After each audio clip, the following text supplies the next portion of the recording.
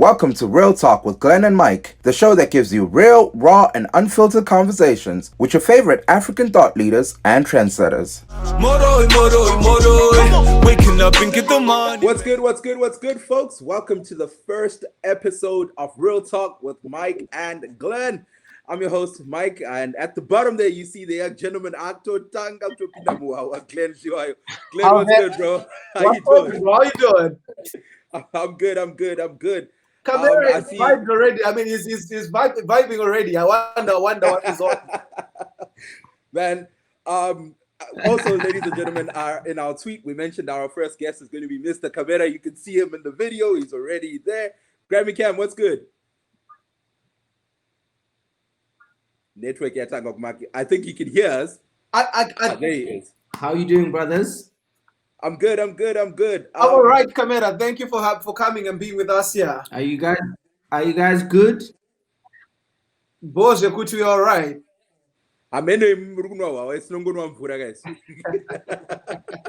Should we tell him what he's missing out on? Thank you for having me. Thank you for having me, guys. Thank you for having me. All right, guys. So now let's delve deep into it. Ladies and gentlemen, welcome to the first episode of Real Talk with Mike and Glen. This show really is here to give you a platform to be closer to the people on the African continent that are trailblazers, that are shaping conversations, that are just celebrities, like the guy we have here. I mean, the guy we have right here. I know Kamera doesn't want to be identified as a celebrity, but I mean, it is what it is, yeah? That's right, ladies and gentlemen. So we're here to bring you closer to the celebrities and give you an opportunity to learn and an opportunity to chat with them. Unfortunately, we wanted to bring this program live, but today we had a couple of hiccups, but we'll make sure we fix it in post, and we'll make sure that future you'll have an opportunity to chop it up with them. Now, let's delve into it. Glen, we have Grammy Cam here, the man that has done wonders. I've been following this guy's career for like forever, man. Wow. And thank you for letting me know that I mean, we have someone who's so talented. This is the thing I don't understand, you know. I don't know why people. I'm going to be killed by people on Twitter after they see this. I will say it, yeah. I don't know why people who have nothing to offer are the ones that are popular. You know, the guys who are working, the guys who've got their hands on the, you know, guys who are getting things done. You know, when I went to look him up, and I'm not just like on a camera. I'm like, I think it's about like 3,000 followers. Is it on Twitter? I'm like, but why is this guy hidden? And I'm glad that you introduced me to him. I've seen some of his work, and he's doing amazing work. Yeah, he's doing really great and amazing work. And one of his latest project, which is like, I feel like something very colossal. It's a huge thing. It's a huge project. You want to talk about it, Mike? Let's delve into it, man. He'll give us a little more info, but basically, ladies and gentlemen, like I said, I've been following this guy's career for like a hot second. I've seen him work with some of my favorite idols and some of my favorite artists, and I was shocked when I heard that Kamera was the magic hand behind this song. I've seen him work with the likes of AKA, Ice Prince Zimani, Patoranking, and so forth. The list is like this long, bro, when you Google this man. So I've really been impressed to hear the different sounds that this man can create. I've been really impressed even recently with his latest project, the work that he did on Netflix. He'll delve into it. But this man has just, his work has extended from left to right, and it's just been amazing. So Grammy, let's delve into you. You're here on the platform. Let the people learn from you. You've been in this music game for a hot second. I know you. I think the first time I ever heard of something from you, and I was shocked. I didn't even know you had a hand on this. Was in I think 2013 with Altito's "So Fresh and So Clean." I was researching that, and I saw this man actually produced that, and I was like, man, this is crazy. You've been in this game for a hot second, and you've worked with a lot of celebrities. You know.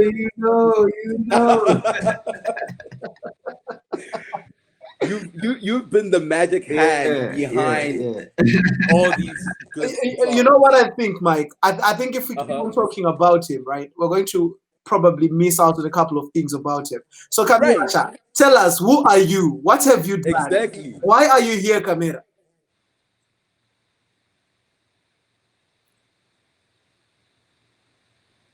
network. Yeah. But you guys know, Kuti, that is like the hardest question to answer, right? Like who are you? That's like the hardest question to answer. You know Well, you that, gotta right? figure it out, chief. But give it a go. Try it. I mean, you've done more amazing and more impressive stuff than that. Somebody, give it a go. Tell us, who are you? Okay, I'm just a young Zimbabwean man, trying to navigate his way through life, and just make things happen. What thing? I think we lost Mike, did we? No, I'm still here. I'm still here. Oh. Okay, Mike. Okay, no. So I'll be serious. So I'm a music producer, artist, because I do release my own songs. But mostly I'm a music producer. From Zimbabwe. Grew up in Harare. Lived in the UK. Moved back and lived in Bulawayo, and now I'm based in South Africa, in Joburg, South Africa. Yeah, man. Music is what I do. Music is my life. Everything I do is music. So I think that's how I can Let I me rest can you, tell you man. about myself. Let me take you off the spot. Kamera, when did you start getting your hands into the music industry? At what point did you decide that you wanted to do music, and what was your entry?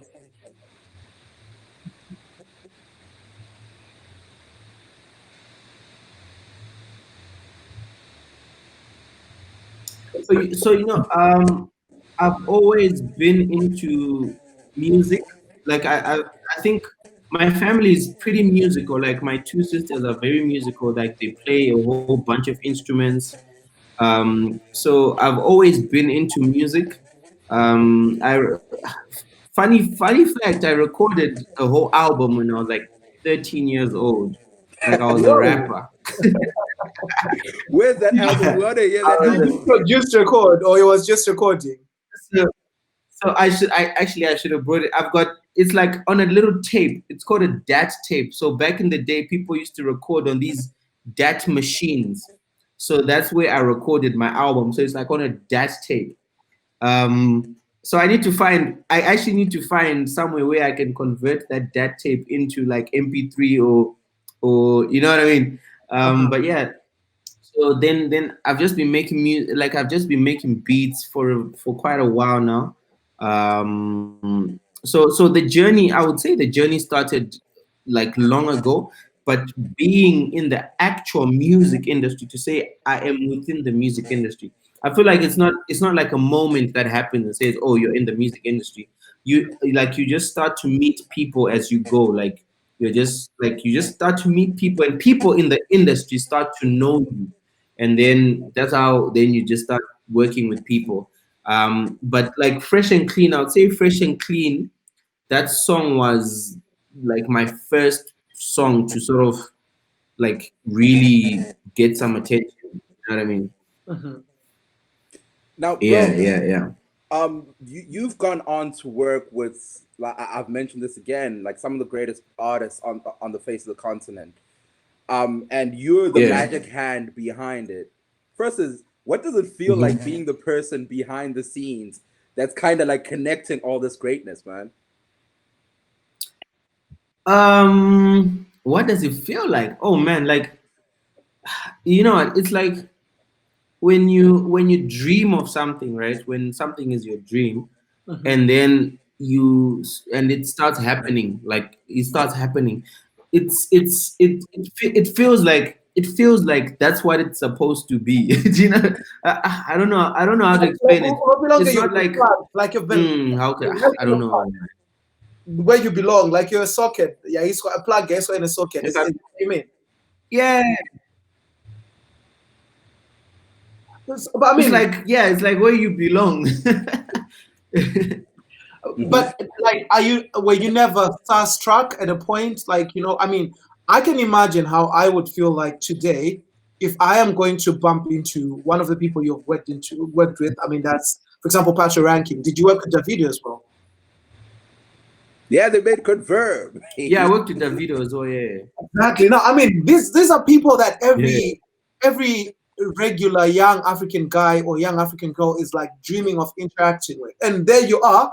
I don't know who approaches who, but you're in a studio and you're making music together, or you know, however you're collaborating, but you're Yeah. making a product together, and you see it banging in the streets, banging in the clubs, banging on the charts, and you know that's my work. I have a hand in that. You know, and can you explain that Yeah. feeling? Is it like Yeah. a thing you can Yeah. ever get used to? Like I'm used to it.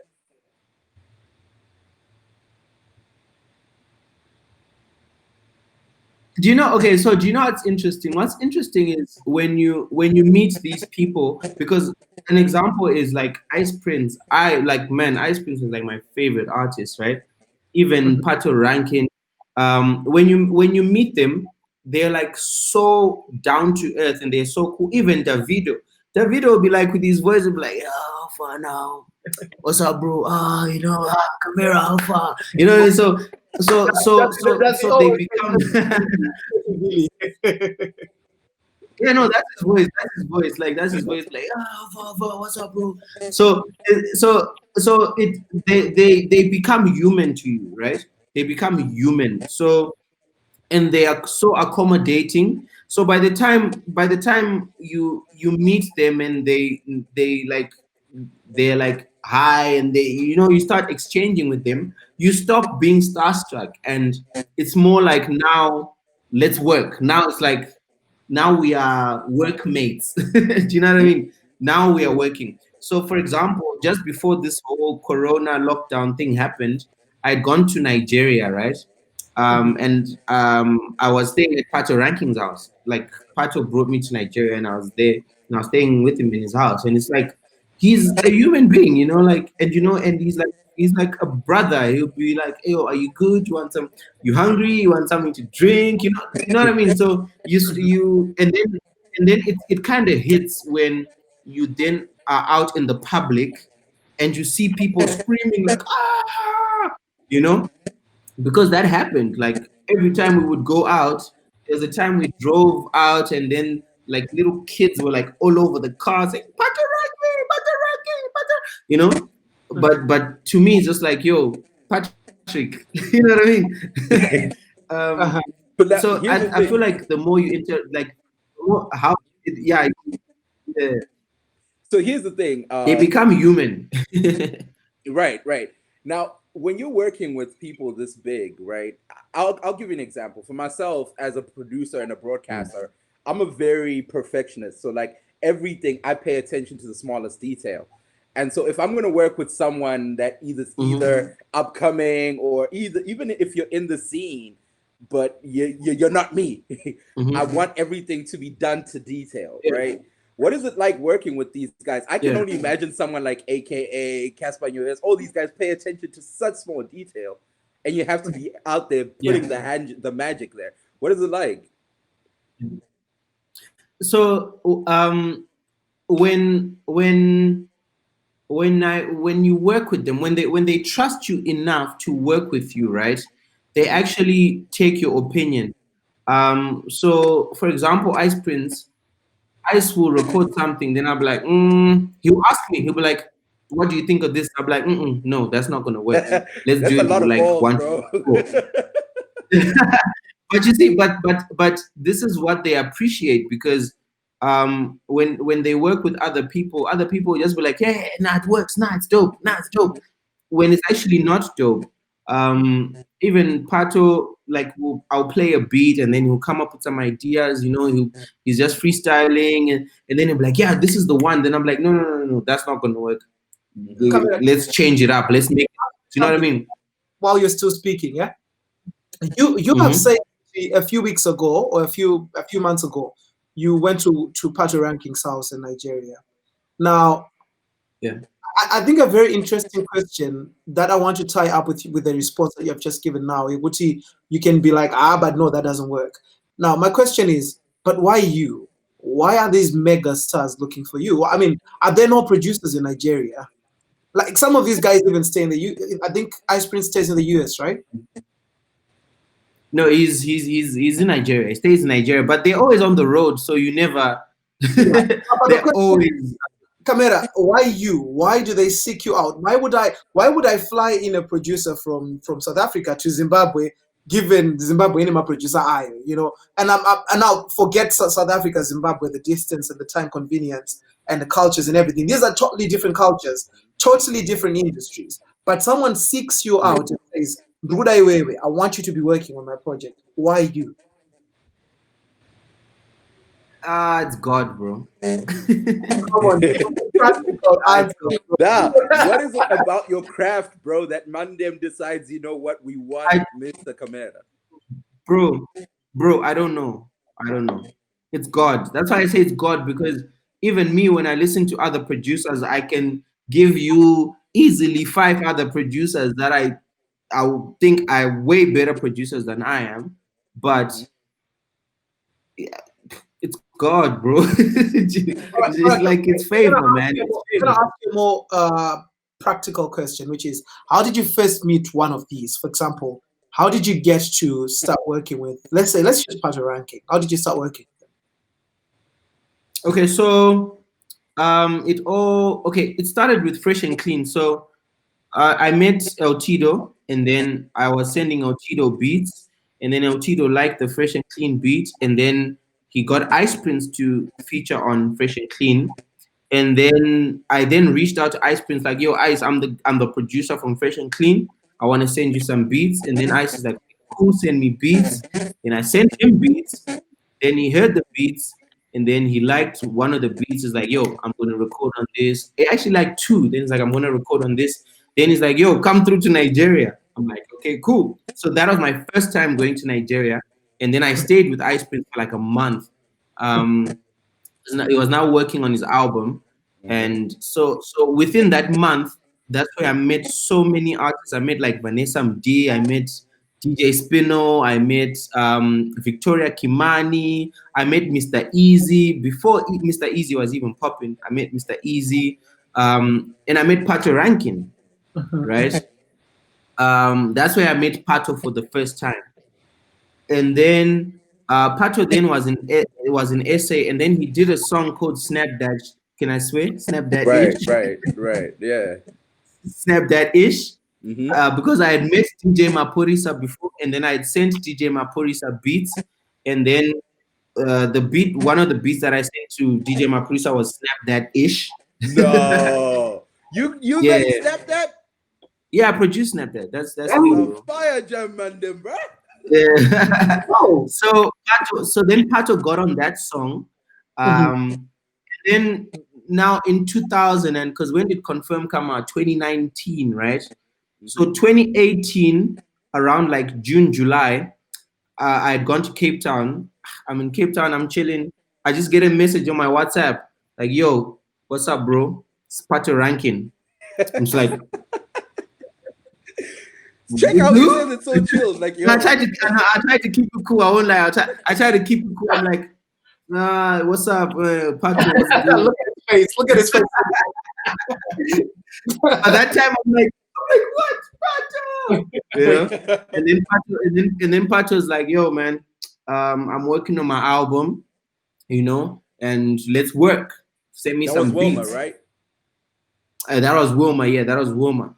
He's like, yo, send me some beats. Then I'm like, all right, cool. So then I sent him beats. And then, yeah, that's how Confirm came about. That's how the actual Wilma song came about. And then Wilma. Yeah, I produced Wilma. Yeah. So now here's the thing, bro. And I'm sure we all 3 of us can speak to it. How do you reach out to these guys? Is it the DM game? Because Glenn, I'm sure you can speak to it. I can speak to it. Sometimes your DMs are like this, with artists saying, "Hey, yo, dog, listen to my track. Hey, yo, dog, listen to my beat." Why would like El Tito decide, I bet, let me listen to this guy's beat? And the funny thing, before he answers that, so LT does that. LT talks to Ice Prince, and they come up with like a collabo, and Ice Prince drops his bars onto it. But the thing I like the most is, Nkomana Okwenu then goes Kuseri. It's like, I'm an ice cream And shop. Like, ice cream shop. You know, I'm the one who made the beat. Exactly, There's no where that came from. Can I You say, guys don't know. how do you contact a star as big as Ice Prince and they know you? Do they already know who you are? Do they already expect your message? How do they see your DMs, bro? Mm-hmm. Okay, so I didn't. So with Ice Prince, I didn't DM him. So what happened was, Nadia Nakai had done a song with Ice Prince, right?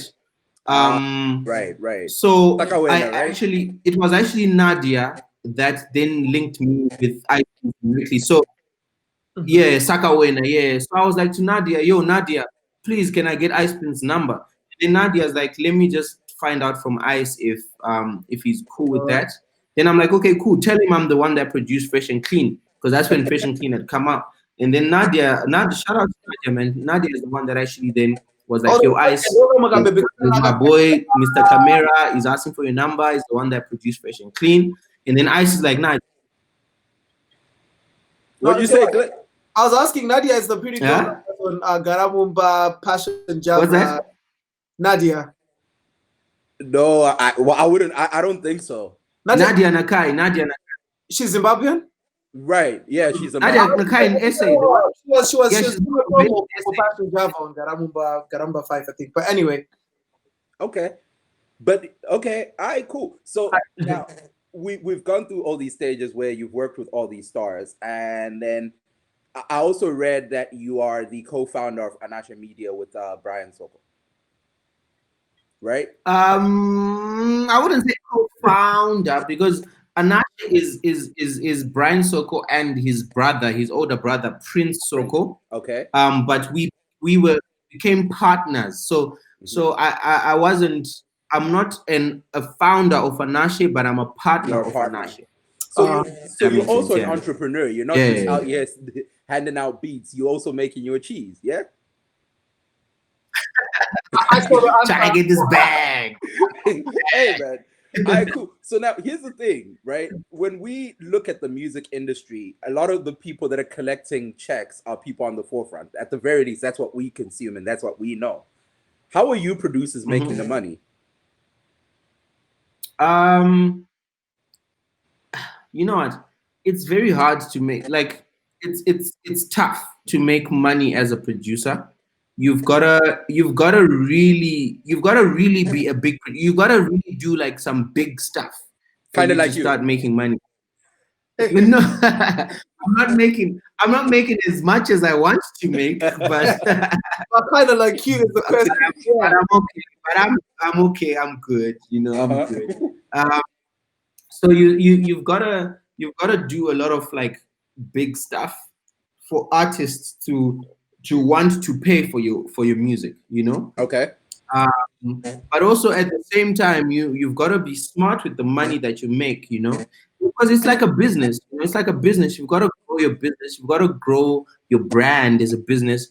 People need to feel like being aligned to you brings value to them. You know what I mean? The service that you're providing brings value to their brand.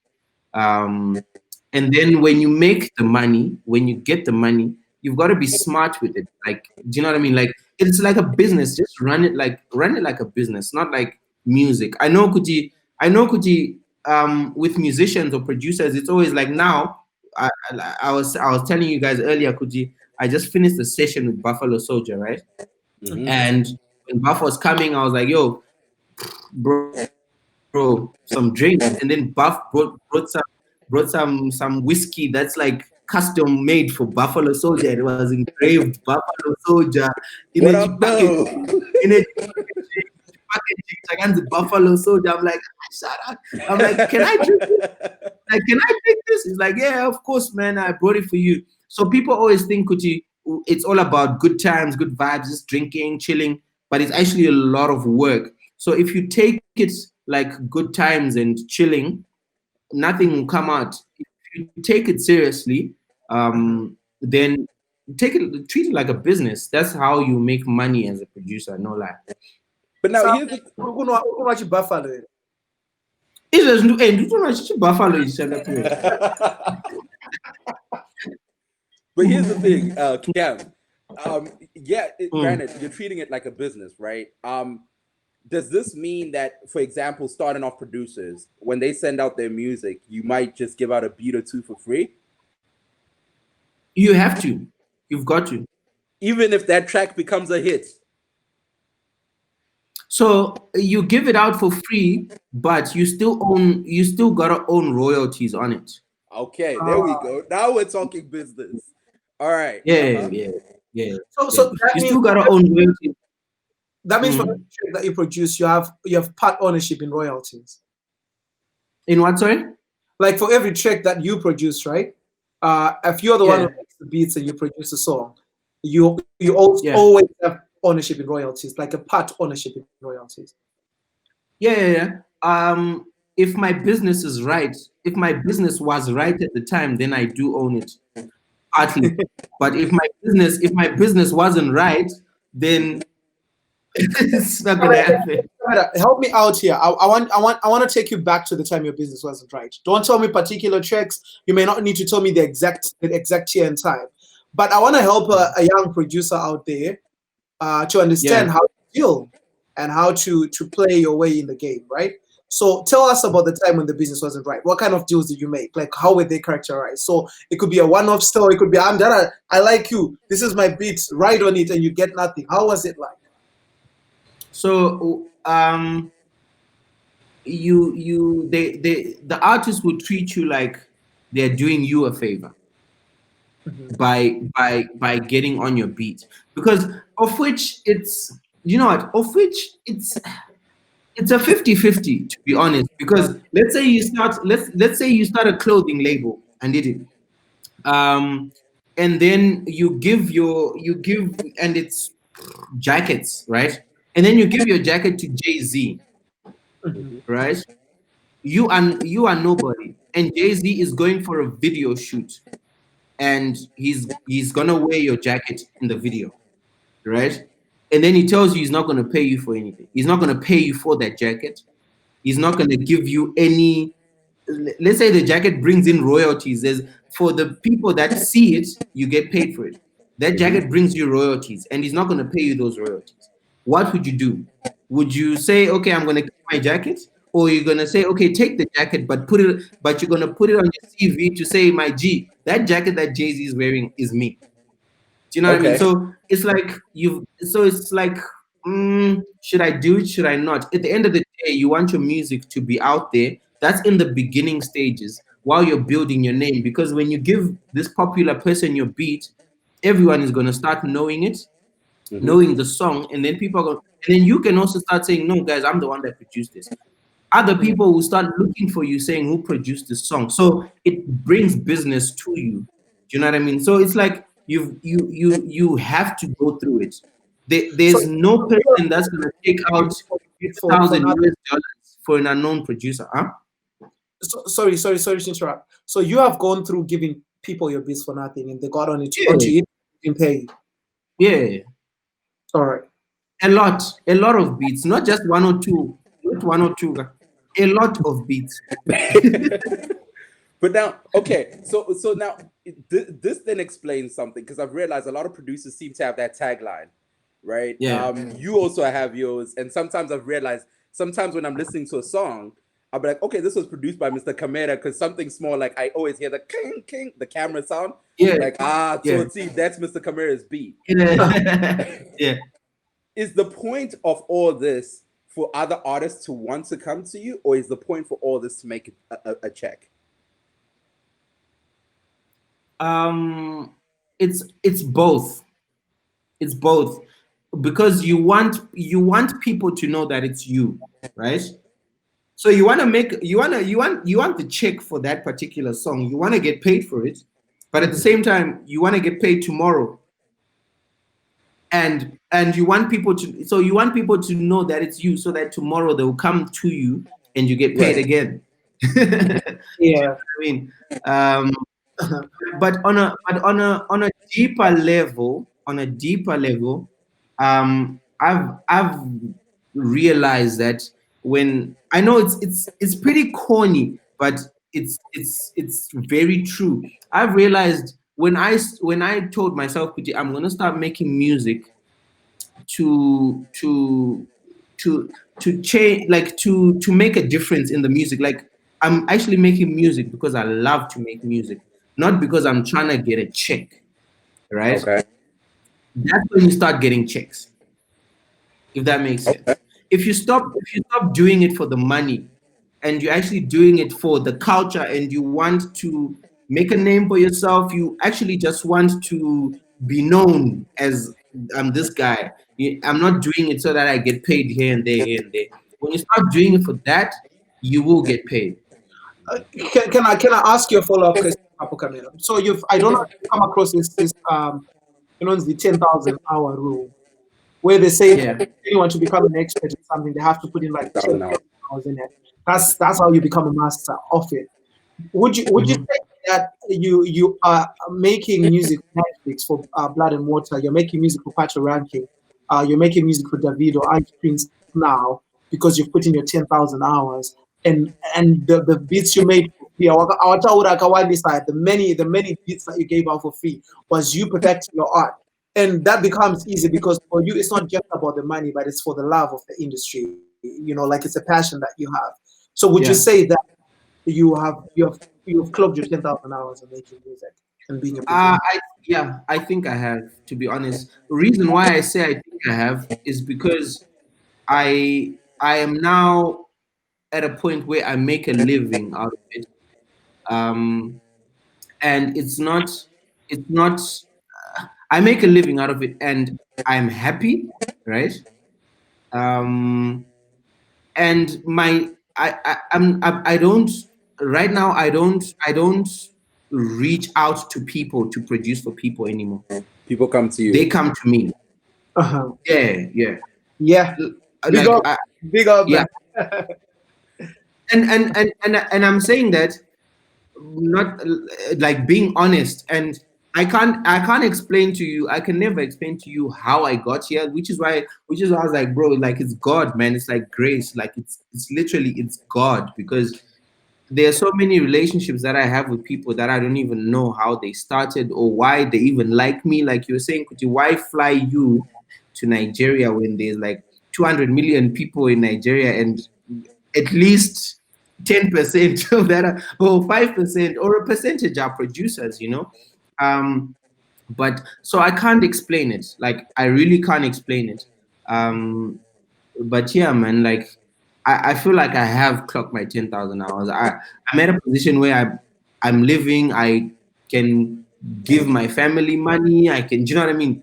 Yeah. I'm good. Yeah. Now, here's the thing, Grammy. Whilst on the same discussion on the 10,000 hours, does the practice of the craft ever stop? Like, do you ever get to a stage and point where the hustle? Do you think the hustle is not the same in comparison to when you started with the fresh and clean beat and now? Now that you are the Mhm. initial no do you what you got from that? Like, Yeah, is definitely, the man. hustle still the same? Hmm.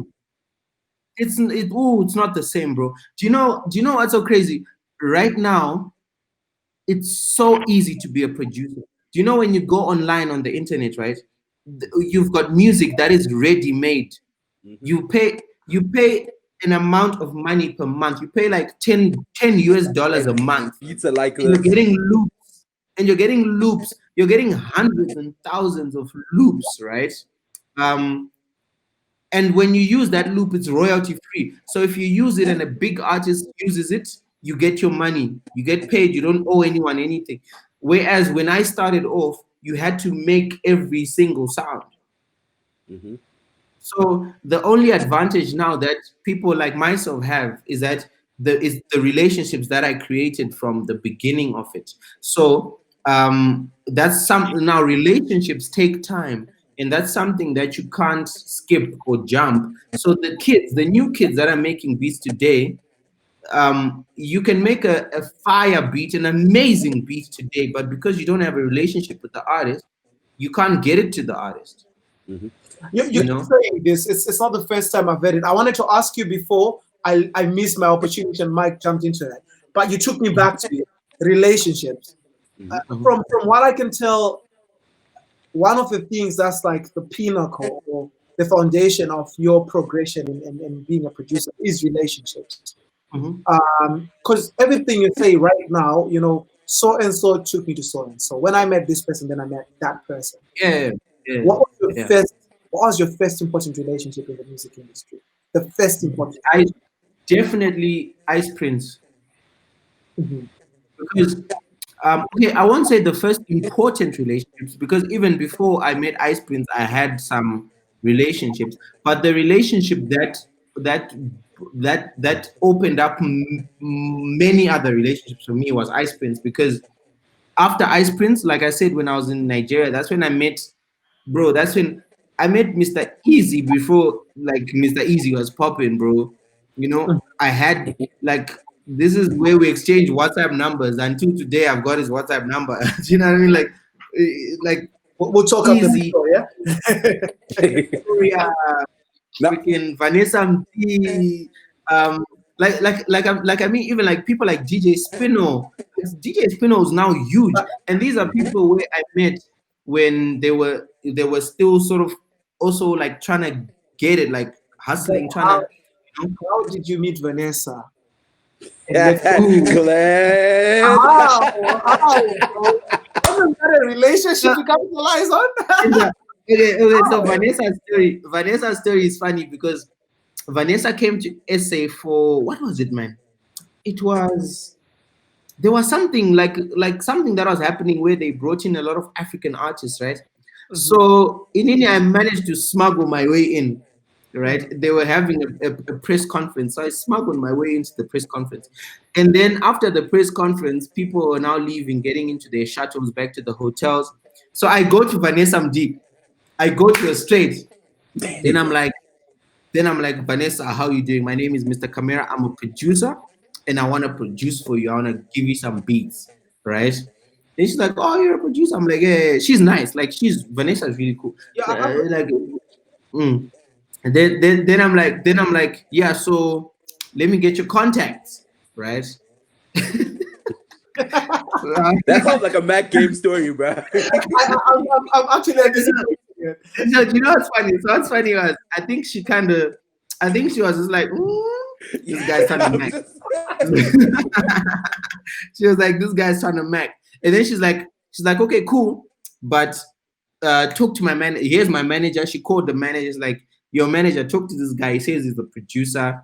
All right. Then I spoke to the manager. Manager like, no, okay, this is my email, blah, blah, blah. Send the beats, whatever. Then I'm like, okay, cool. I can't remember if I sent beats or not. And then now I'm in Nigeria. Now Ice Prince brings me to Nigeria. Okay. So I produce a song for Ice Prince. And then Ice Prince says, I want Vanessa to feature on the song. And then it's like, actually, Vanessa is in Nigeria right now. So let's go and pick her up. Right? So I'm like, okay, cool. Then I'm rolling with Ice, boom, boom, boom, we go, we pick. So Vanessa gets in. So I'm in the passenger seat, obviously. And then Vanessa gets in the back, right? And then Ice introduces us like, yo, Vanessa, this is Kamera, it's Vanessa, whatever. And then Vanessa's like, I've met you before, right? then I'm like, yeah, you've met me. Then she's like, oh, yes, in SA, whatever. I'm like, yeah, I told you I was a producer, and you know, some beat. Yeah, now I'm chilling. I'm just like, yeah, like, hey, now I'm a big thing. Why I'm going? You know? And then she's like, oh, I didn't know you were international like that. I'm like, you know. Hold up. So that right for you there is Mr. Kamera telling you man is international. Man is international. No, she said it, not me. She said it, not me. And then we went to the studio, and then we got into the studio. So when we got to the studio, Ice is like, so now we're working on the song. And then Ice is like, yo, guys, I'm gonna step out. Vanessa, I'll leave you with Kamera. You two can work. I trust Kamera. He's dope. You're in good hands, whatever, you know, you guys work. I'm going to leave. I'm going to come back. So now we're working on the record. By the end of the session, I had Vanessa's number. Hey.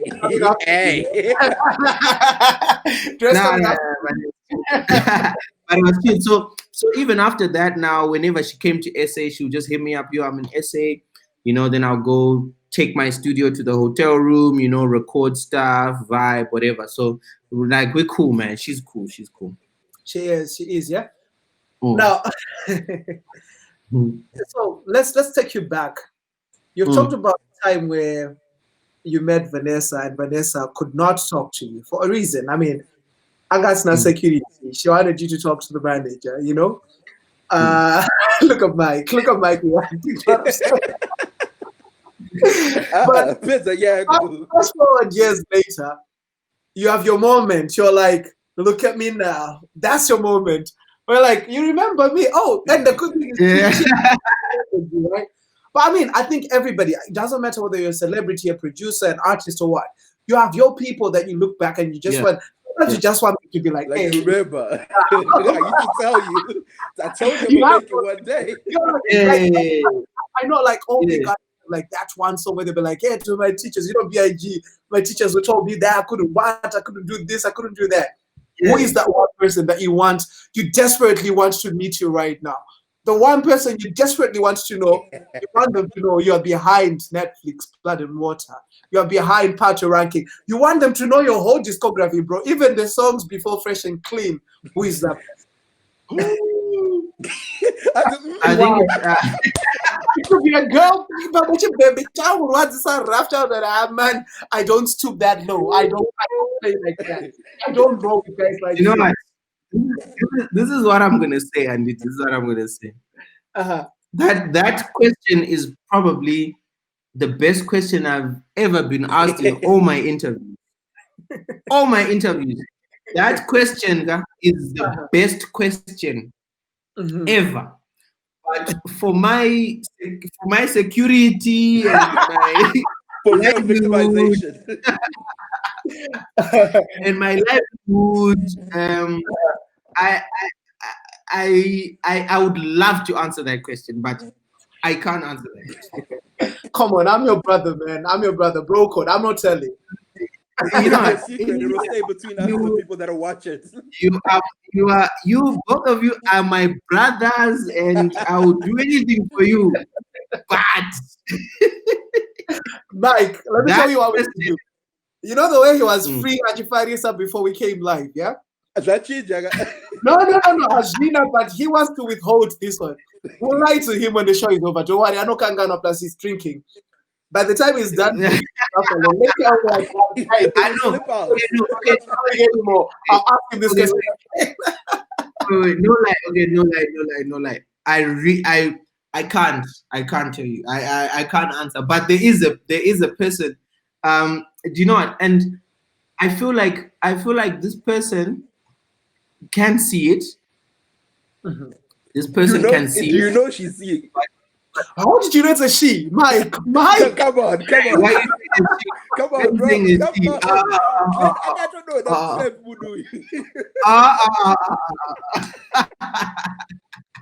So this person can, and this person probably might want to reach out and say, you know what? The thing is with this person, it's not even beef. Like there's no beef or anything. It's just the circumstances and the situation. But I feel like this person can probably see it, but can't reach out. Yeah. Do you want them to reach out? Oh yes, of course. Yes, of course. So why don't you reach out? Man, he's international. Hans is international, man. How do you want begging again after what he obviously may have gone through? Mans is now international.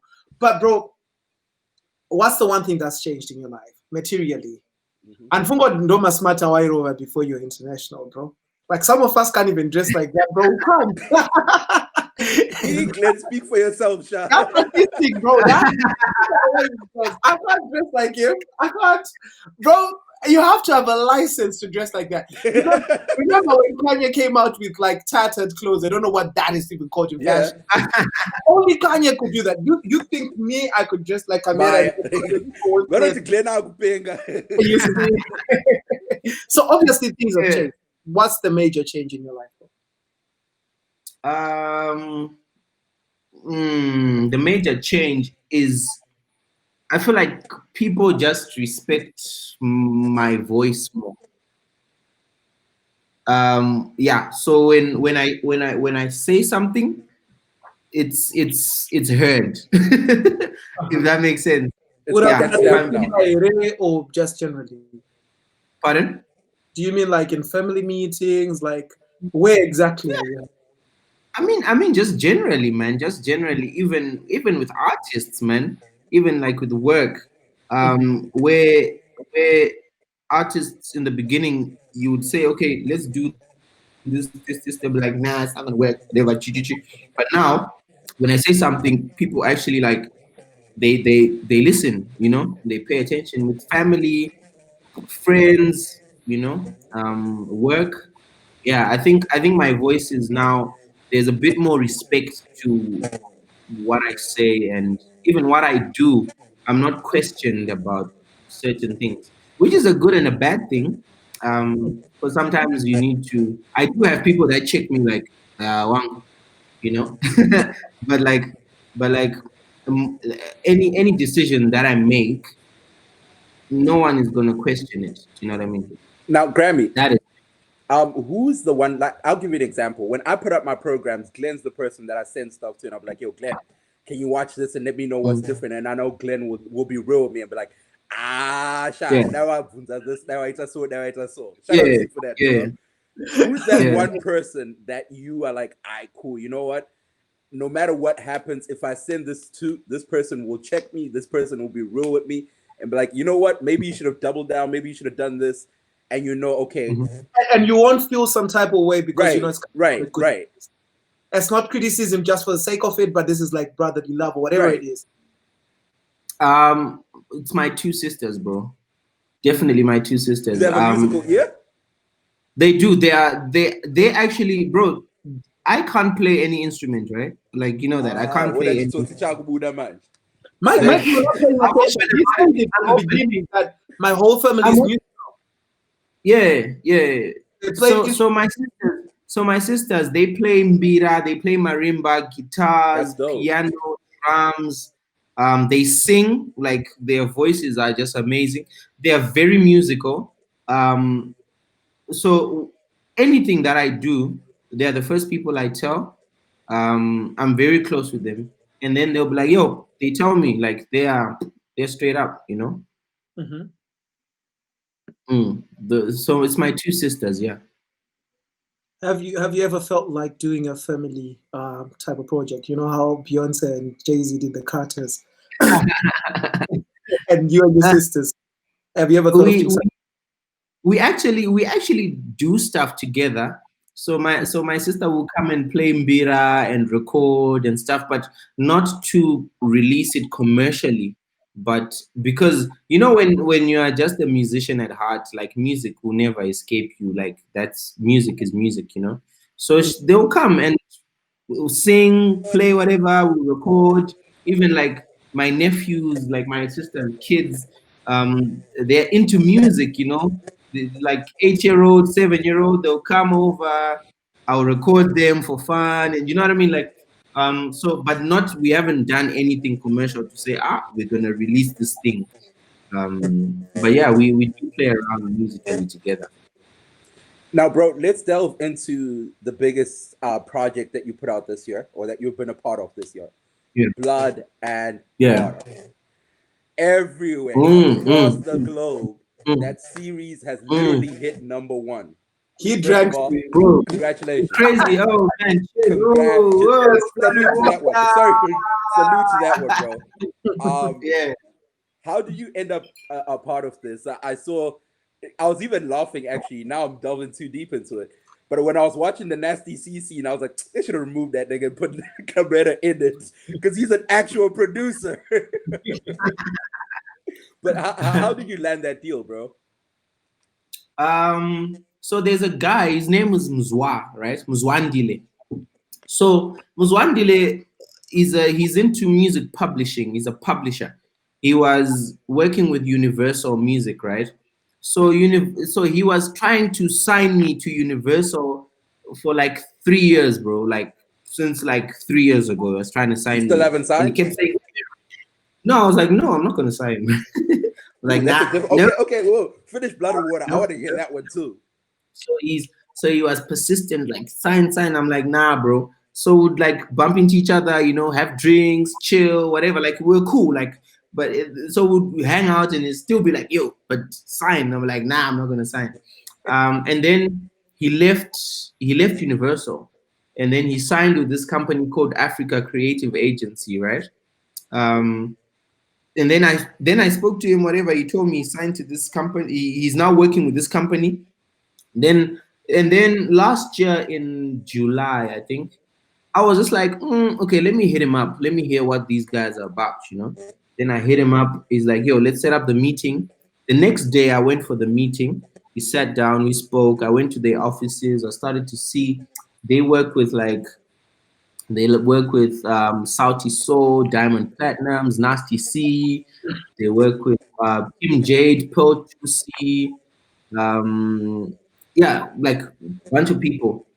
And then I sat down, we spoke, and then I'm like, okay, I think I will consider signing to Africa Creative Agency because they make sense. And then that's when he was like, actually, do you do scoring? I'm like, yeah. I mean, I've dabbled with it. Then he's like, okay, there's a deal actually with Netflix on the table.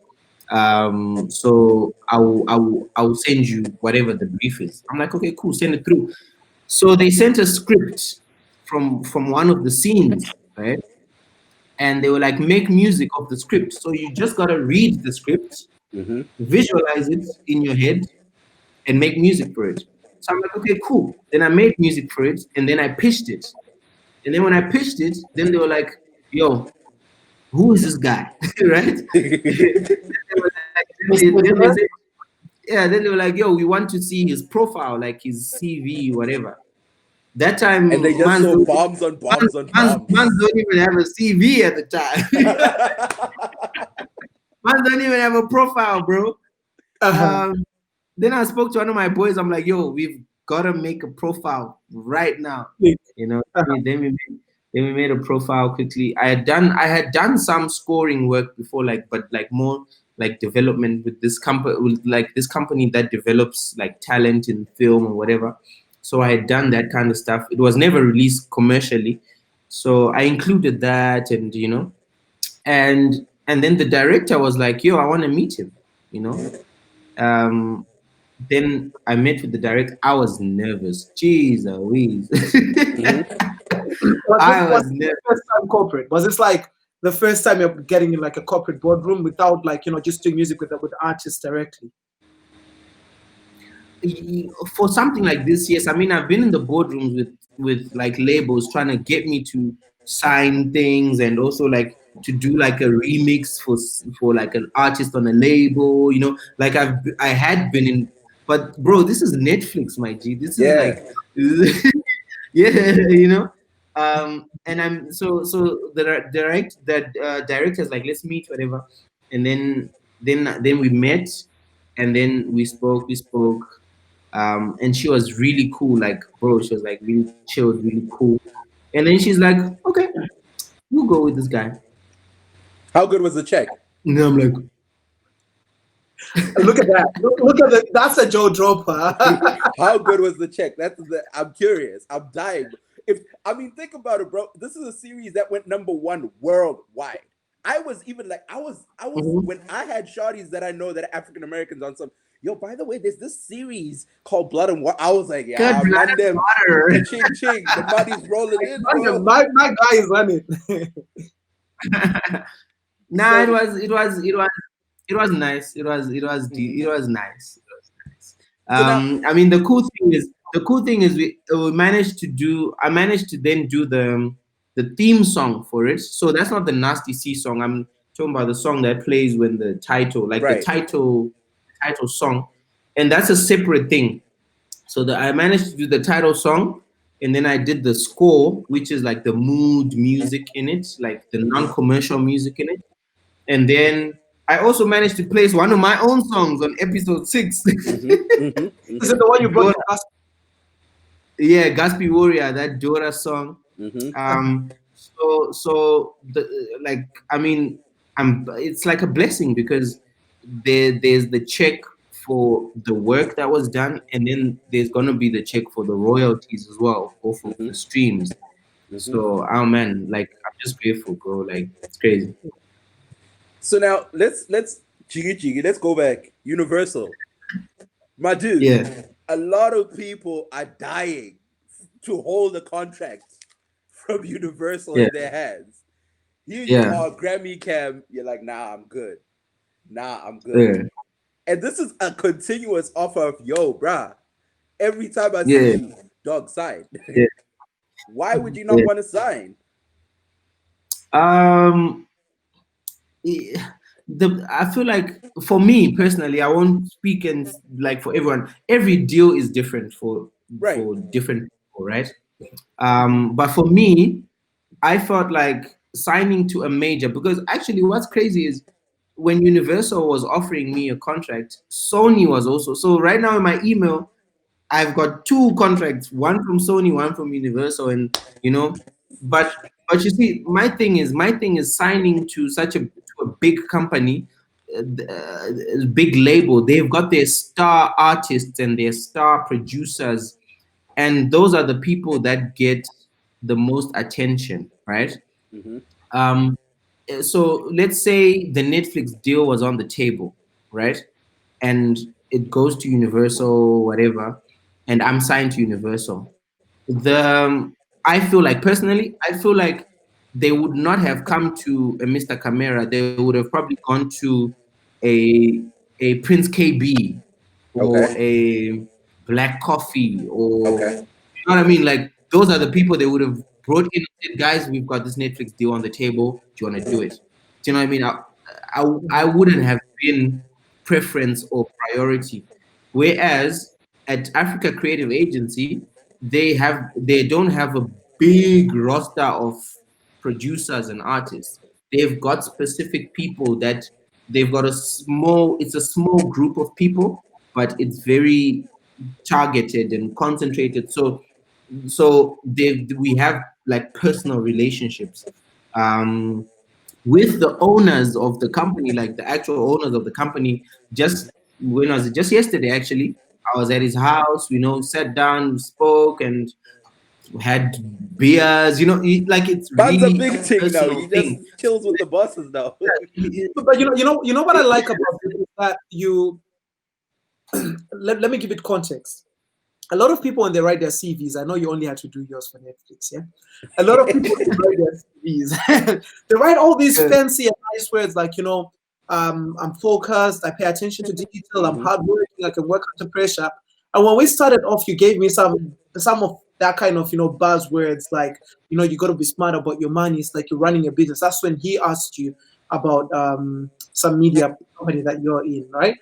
But I mean, Yeah. when you walk us through how you made decisions, for example, first to be with Africa Creative Agency, and then Mhm. how you turned down deals from Sony and Africa and Universal, it Yeah. gives me like a clear understanding that you really have your mind in the business.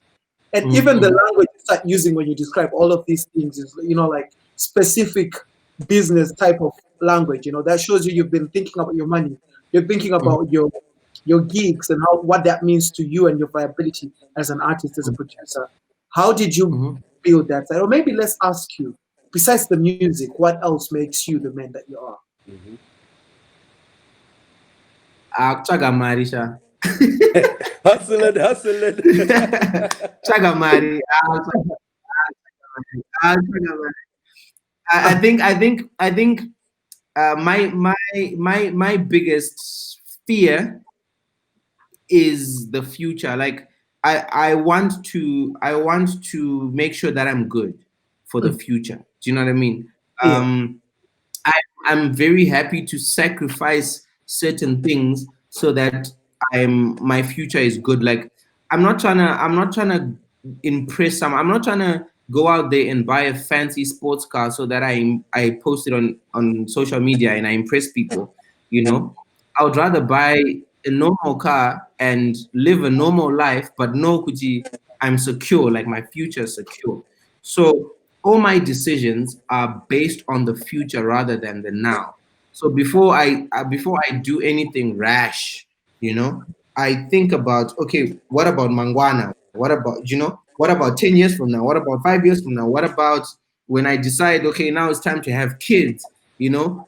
What about when music ikanzi, my music is like, no one cares about my music anymore. The pera, the pera. What then happens? What happens? So all my decisions are really based on that. So I think that's, so besides the music, that's what makes me. And so even you asked me, Kuja, how good was the check from Netflix. Getting that check, you're not going to see anything fancy from me. I'm not going to be like, I've done this, I've done that. We're No. not going to see a Bentley. I invested that money into no, I know Auntie Bentley. I was Bentley. Uh-huh. Like I invested that money into, the money into things that make sense in the future, if you know what I mean. So yeah, for me, that's what makes sense to me. And who is your coach, Kamera? Who grounds you? Because I mean, I feel like you're making light of that grounded side of you. Right. The normal understanding of artists and people in the music sector is that they live for the now.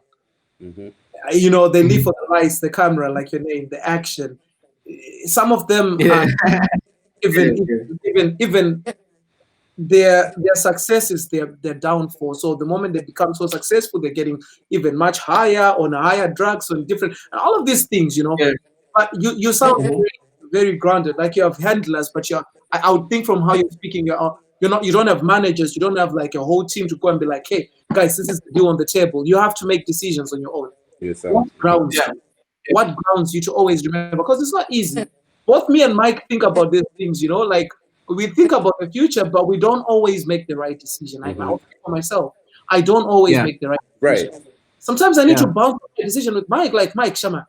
Pani Basara Kati Ripo, there's a job I apply for, and there's this other job that I have. What should I do? And then he gives me advice. And after that, I get into it and I think, okay, maybe this is the right way to go. Do you have friends that you bounce off with, or do you have people who coach you? I wouldn't say I have people that coach me. I think it's my family, like just my family, like it starts even with my immediate family. I don't know, it's just how we've been raised, man. It's never about like trying to show off or trying to say, okay, this is it. I've had people, like a lot of people always say to me, Hansi, they say you are too humble. Like they say I'm too humble, right? Then I think to myself, but what does that mean? Like what does that even mean, Kuji, you are too humble? Because just because I've done 1, 2, 3, it doesn't make me better than the next person. It doesn't give me any grounds to start to feel like I am this person. This is a job for me. It's like being an accountant who works every day and gets paid at the end of the month. It's a job. I work and I get paid. The only difference is that the work that I do then goes out there. If you're an architect, who work at a building in the middle of New York, right? People will know, Kuti, do you work at this building? But you want to go to basa and you got your money and you moved on to the next project, right? It's the same thing with me.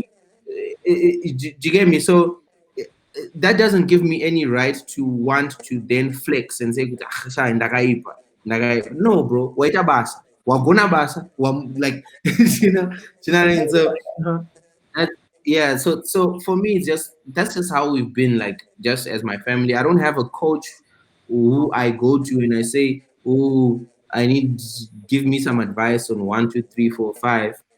I wouldn't say I have a person that I do that. Maybe my dad will ask me, Kuti, say, like, how are things going? Then he'll be like, no, just keep pushing. Like, he'll motivate me, keep pushing, keep doing that. So I don't know. I think it's just how I was raised. To be honest, it's just how I was raised. Um, and they, like I said, Tagamari and Mangwana. I don't, you know. And also, I think we've seen so many stories. We've seen people be at the like the biggest in the world. You know, Yeah. Machinzi person is worth 400 million US dollars. Apera and is bankrupt. Yep. I think we've got enough examples to teach us. We've got enough examples to see, oh, not, this is not the road that I want to go. You know. So yeah, that's really what moves me. Like what, you know what I mean? Yeah. Now, Grammy, I'm a little curious. I need you to put your artist hat on. Early on, we'll talk about deals and so forth, right?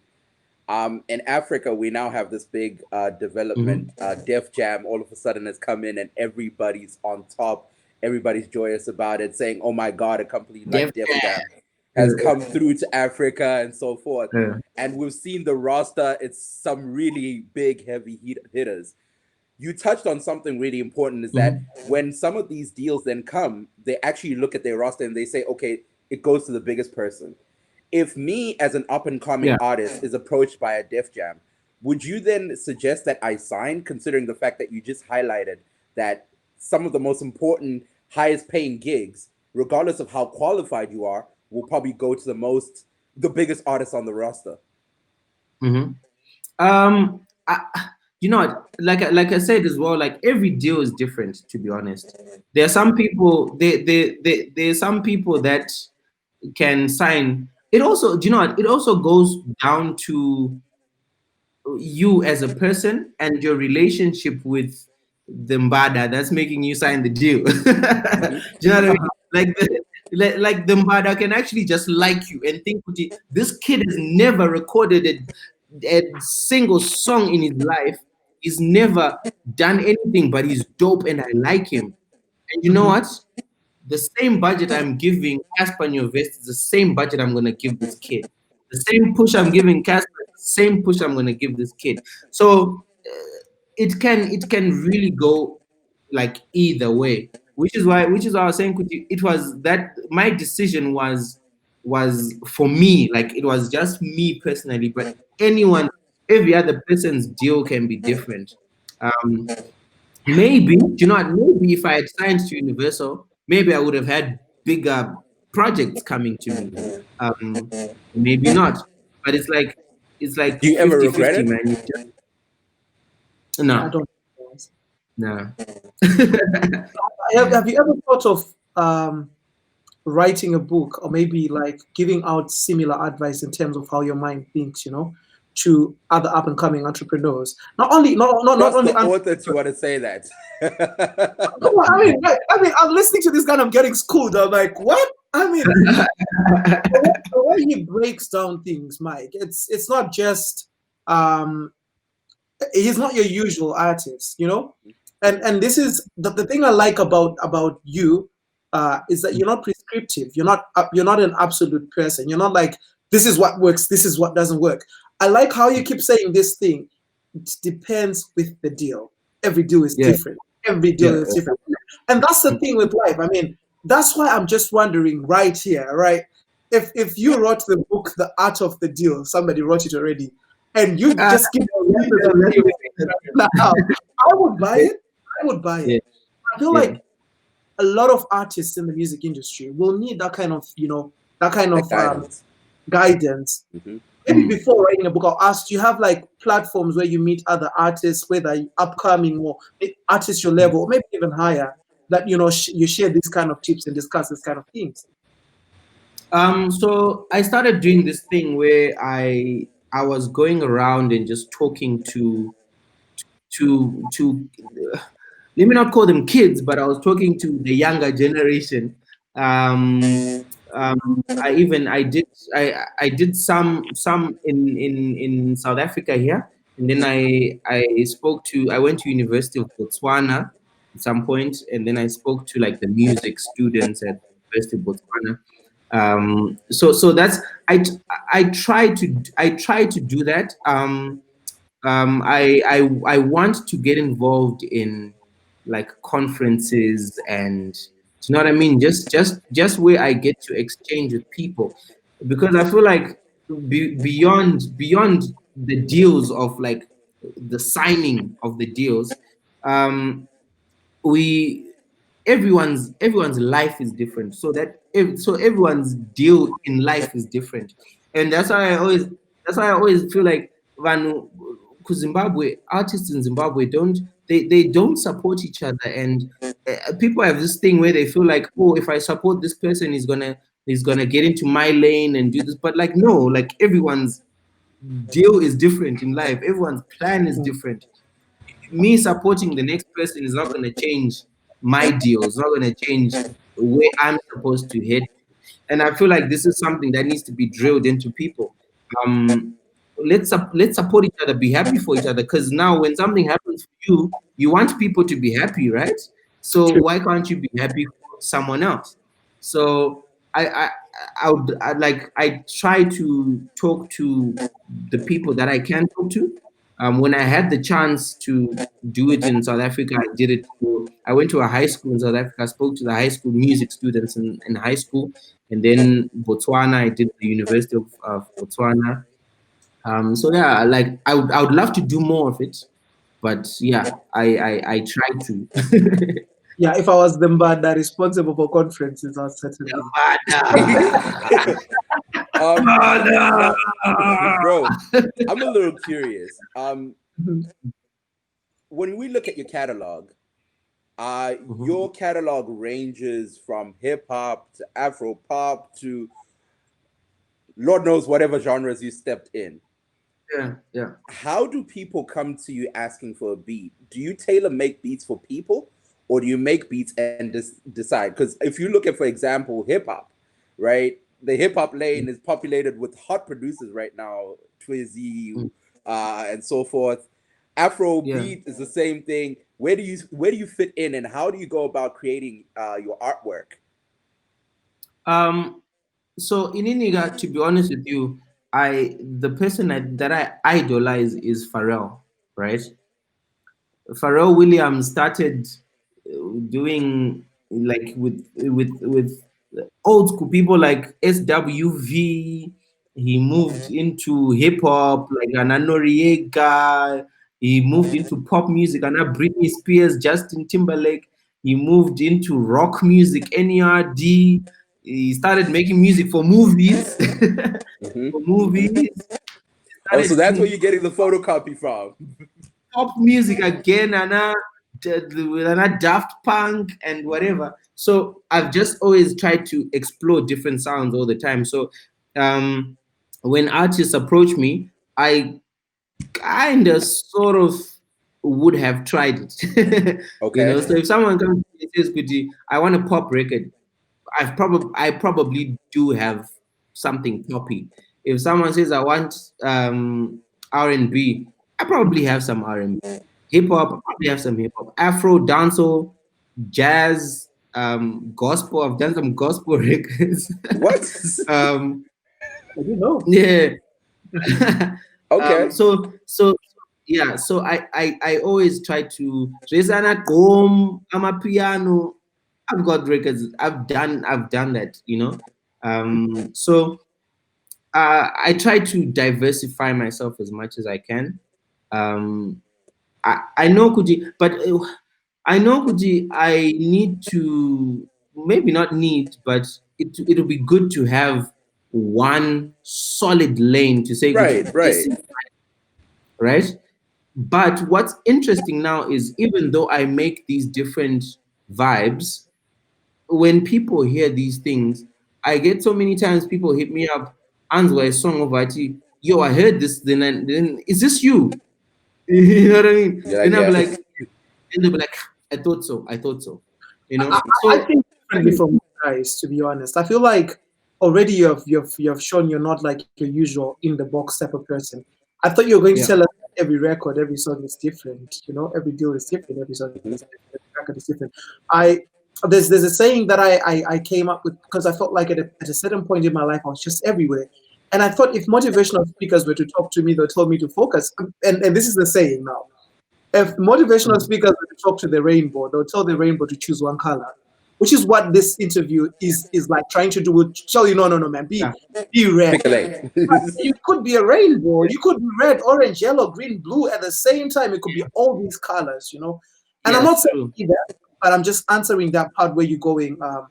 Maybe I should choose one. I actually like the fact that you are not in a box. You're your usual you're not your usual, you know, in the box type of producer.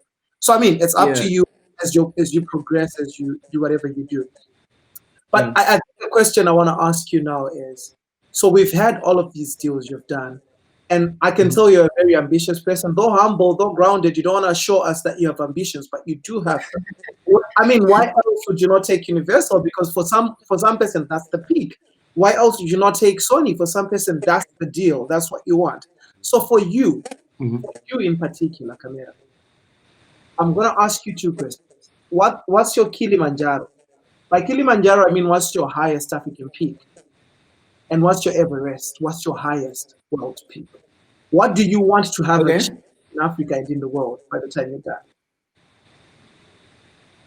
Okay, so as you know, I've started. I even my name on Instagram. I made my name Grammy Cam. I am going for that Grammy. I'm going for that Grammy, and I'm going to get that Grammy. For me, that's gonna be Grammy. I'm sort of, you know, I'm stuck between a rock and a hard place. You know, it's a it's a bit of a catch-22 because now I tell myself the day I work with Pharrell, I'm gonna retire. So so now I'm thinking to myself, maybe I need to win the Grammy before I work with Pharrell. You know. But now on a serious note, definitely the Grammy, man. I need to not just one Grammy. I need to win a couple of Grammys, man. And I want to work with Pharrell. I've got to work with Pharrell. He's the reason why I produce. I was like, bro, Pharrell is the reason why I produce music. He's my first inspiration, and he keeps inspiring me because he keeps evolving. You know. So working with Pharrell is, so you said what, Kilimanjaro and Everest, right? Yeah. So working with Pharrell would be my Kilimanjaro, and my Everest would be the Grammys. Now, bro, Glenn, we're gonna have to wrap up because we're past the hour. Now, I'm really curious. You've worked with so many people. Your catalog is really big. This is a two-part question. One, who was the favorite person that you can say, this person, if I get to work with them again, this is the person that I get to work with every time and time again? And two, what would you say is your favorite hit amongst all the hits that you've generated? Because you generated a lot, man.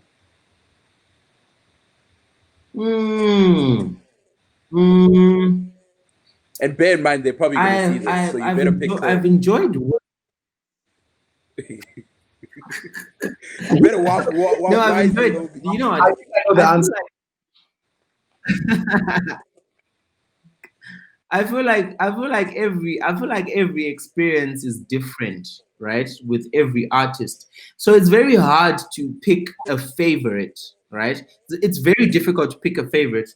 But a person that I would want to probably get some more sessions with is Burna Boy, right? Oluwa Burna. Reason being, when I worked with Burna, he was like, play something, right? Then I would play a beat, and then he'll be like, leave it, keep playing it. Then it's playing, and then Burna would literally like structure a song in his head, right? And then he'll be like, let me get on the mic. Then he gets on and he starts recording. He'll tell me when to stop. He'll tell me to move like another part of the like beat, and he'll sing there. Then he'll tell me to move back, and then sing there. And then, you know, and then when you then play it back, it's making sense. Okay. You know, so then I'm thinking, but then, bro, like, did you just think of this like now? And how did you even structure it in your head to say, In your okay, here I head, want to, right? yeah, in like a space of like 2 hours, we had done 3 songs, Whoa, you know? that's Yeah, crazy. and they were dope, like dope songs. So I mean, I enjoy working with everyone that I've worked with. I like, yeah. But Burna was interesting because I was like, okay, I would, and because I would love to play the most random stuff. That's the reason why I would say I want more sessions with him, because I would want to play him the most random stuff just to hear. I'd love to play him like Alec Macheso. I'm gonna beat Alec Macheso.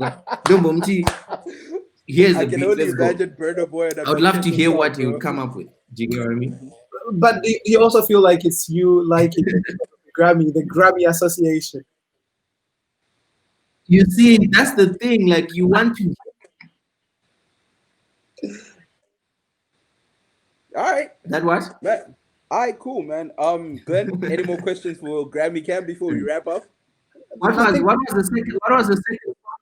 Oh no, Okay. that was just me retorting. I was just saying, is it probably one of the reasons why you would choose him is it because he has had a flirtation with the Grammys? Of course, because now we'll be getting closer and closer. You can smell it. You can touch it. Okay. Oh, you didn't answer part 2 of the question. Your What favorite was part track. 2 of the question? Your favorite track, the one hit that you can say, this is the one hit that I look at and that's my gold. That's the one that I'm like, you know what? I've got a lot of hits, but this one, that's the one.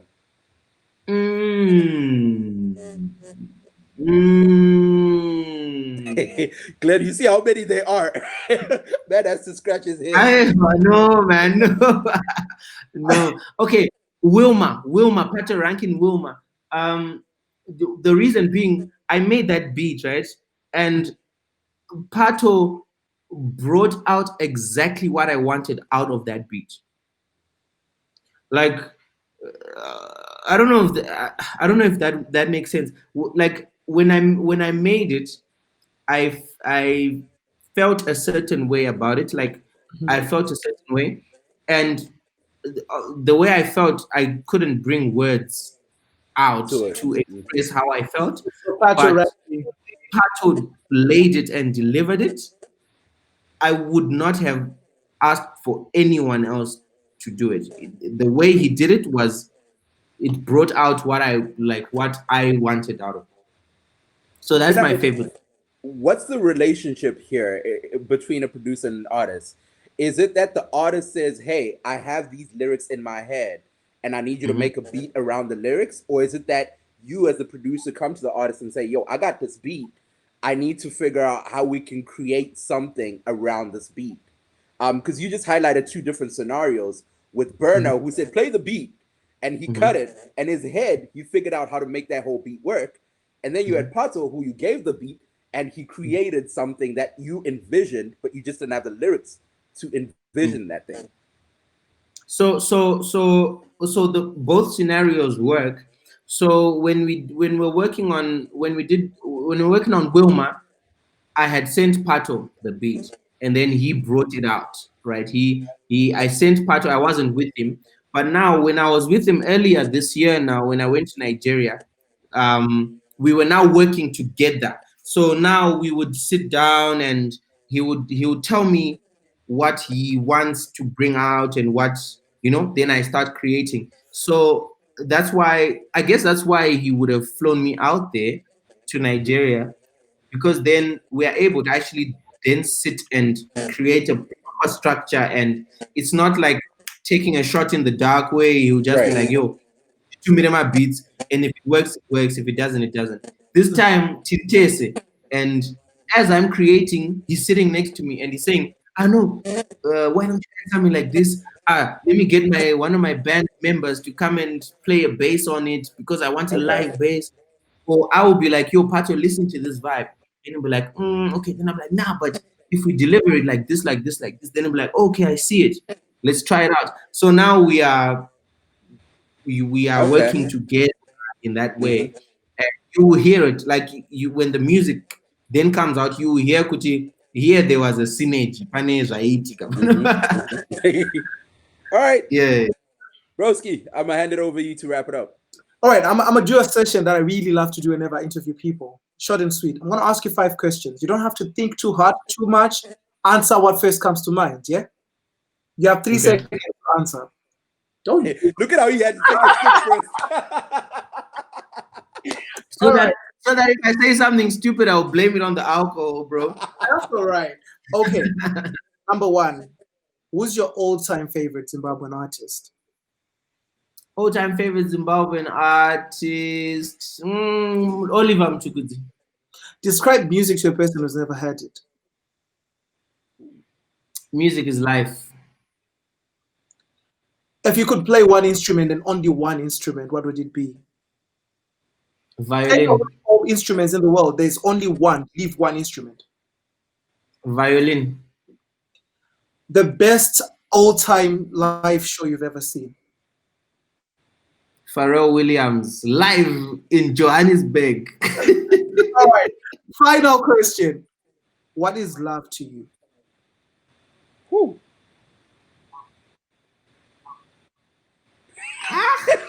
As Daremi Roman. Even I felt it. I was like, Just like that. What is love?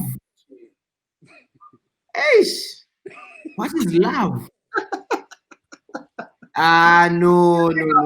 How do I even begin to answer that? In a few words, bro, what's love to you? What is love? Okay. Love. Okay. Love is sacrifice. All right, I'm done. Thank you so much for being here. I'm looking forward to like restarting the whole video and listening to you again. And I think you dropped a lot of gems, a lot of like words, insights, and stuff like that. And I really wish you the best. I think you deserve it. Thank you so much. all right, guys. You guys have shown me love for such a long time, guys. I really appreciate you guys. Thank you so much, man. Thank you for the love. I appreciate you, man. You were the OG here. You came and you dropped your gems. You've accomplished so much in your career. Shout out to you. And to be quite honest, I echo what Glenn just said. I look forward to seeing more. And you know what? Soon, I'm sure something bigger will happen and we'll have you right back here. Grammy is coming, and we're gonna do an interview, and I'll be holding the Grammy like, yo, I got the Grammy out here. Baby. Yeah, baby, we made it. All right, folks, you just heard it there from Mr. Kamera, Grammy Cam himself. Shout out to you, Grammy Cam, for joining us. Ladies and gentlemen, you tuned into the very first episode of Real Talk with Mike and Glenn, or Glenn and Mike. Ladies and gentlemen, I'm your host, Mike Hove. And I'm Glenn Liwayo. It was a pleasure. Wrap it up. Peace. Waking up and get the money.